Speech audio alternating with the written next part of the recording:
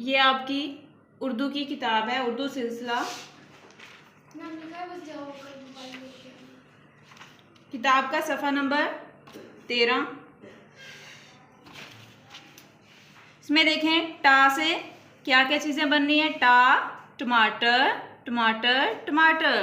टा Tutee, Tutee Tutee.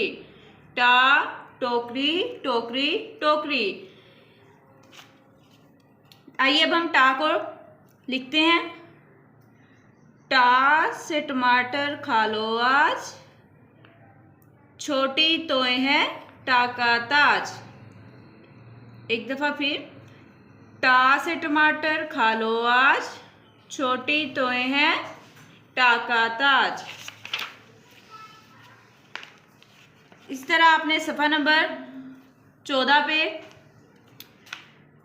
टा से जो